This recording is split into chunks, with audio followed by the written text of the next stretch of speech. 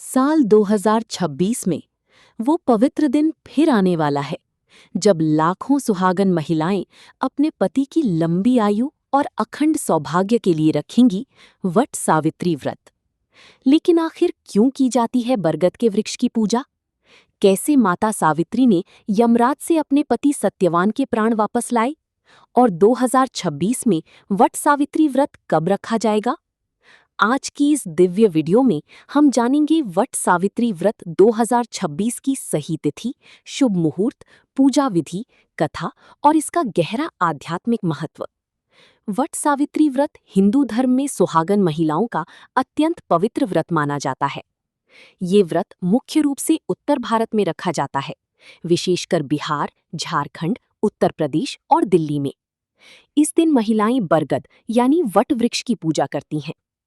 हिंदू मान्यताओं के अनुसार वट वृक्ष में ब्रह्मा, विष्णु और महेश तीनों देवों का वास माना जाता है। बरगद का ये विशाल वृक्ष दीर्घायु, स्थिरता और अमरता का प्रतीक माना जाता है। इसीलिए महिलाएं अपने पति की लंबी आयु और सुख समृद्धि के लिए इस व्रत को श्रद्धा से करती हैं। साल 2026 में वट सावित्री व्रत 16 मई शनिवार के दिन मनाया जाएगा। उत्तर भारत में ये व्रत ज्येष्ठ अमावस्या के दिन रखा जाता है। 2026 में अमावस्या तिथि प्रारंभ होगी 16 मई की सुबह 5:11 पर और समाप्त होगी 17 मई की रात 1:30 पर। इसलिए उदया तिथि के अनुसार वट सावित्री व्रत 16 मई 2026 शनिवार को रखा जाएगा। इस दिन प्रातःकाल स्नान करके सुहागन महिलाएं लाल या पीली वस्त्र धारण करती हैं, 16 श्रृंगार करती हैं और फिर वट वृक्ष की पूजा कर अपने पति की लंबी आयु की कामना करती हैं। बहुत समय पहले मद्र देश में अश्वपति नाम की एक राजा राज्य करती थी। उनकी कोई संतान नहीं थी। उन्होंने वर्षों तक देवी सावित्री की कठिन तपस्या की। तब देवी के आशीर्वाद से एक अत्यंत तेजस्विनी कन्या का जन्म हुआ, जिसका नाम रखा गया सावित्री। सावित्री बड़ी होकर अत्यंत सुंदर, बुद्धिमान और पतिव्रता बनी। जब विवाह का समय आया तो उसने स्वयं सत्यवान नामक राजकुमार को अपना पति चुना। लेकिन देवर्षि नारद ने चेतावनी दी, सत्यवान केवल 1 वर्ष तक ही जीवित रहेगा। ये सुनकर पूरा राजमहल स्तब्ध रह गया। लेकिन सावित्री ने कहा, एक बार जिसे मैंने अपने मन से पति स्वीकार कर लिया, उसे मैं जीवन भर नहीं छोड़ सकती।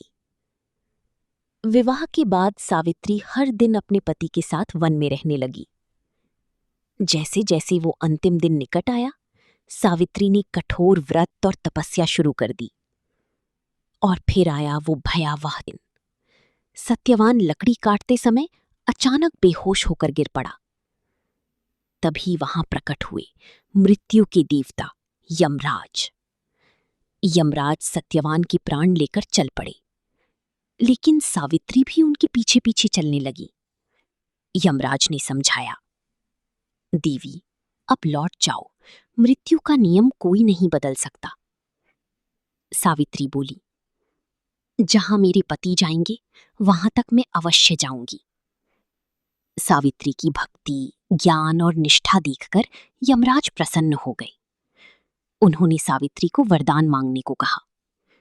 सावित्री ने पहले अपने सास ससुर की दृष्टि वापस मांगी, फिर उनके खोए हुए राज्य की वापसी और अंत में 100 पुत्रों का वरदान। यमराज ने वरदान दे दिया। तभी सावित्री मुस्कुराई और बोली, हे देव, पति के बिना 100 पुत्र कैसे संभव हैं?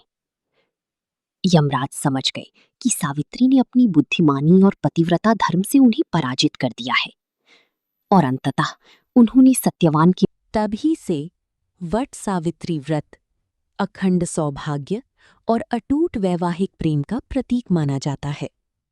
वट सावित्री पूजा में कई पवित्र वस्तुओं का उपयोग किया जाता है, जैसे भीगा हुआ काला चना, फूल, फल, रोली, अक्षत, दीपक, जल से भरा कलश और कच्चा सूत। महिलाएं वट वृक्ष के पास जाकर जल अर्पित करती हैं, फिर वृक्ष की चारों ओर कच्चा सूत लपेटते हुए परिक्रमा करती हैं।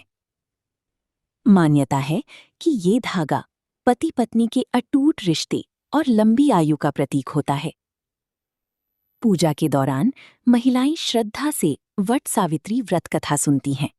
वट सावित्री व्रत केवल एक परंपरा नहीं, ये प्रेम, विश्वास, समर्पण और पतिव्रता धर्म की दिव्य शक्ति का प्रतीक है। बरगद का वृक्ष हमें सिखाता है कि जीवन में रिश्तों की जड़ें जितनी गहरी होंगी, जीवन उतना ही स्थिर और मजबूत होगा। यदि आप भी वट सावित्री व्रत रखने जा रही हैं, तो श्रद्धा और विश्वास से पूजा अवश्य करें। माता सावित्री आपके वैवाहिक जीवन में सुख, समृद्धि और अखंड सौभाग्य बनाए रखें। यदि आपको ये दिव्य जानकारी पसंद आई हो, तो वीडियो को लाइक करें और चैनल धार्मिक गर्ल को सब्सक्राइब करना ना भूलें। कमेंट में लिखें, जय मां सावित्री। हर हर महादेव।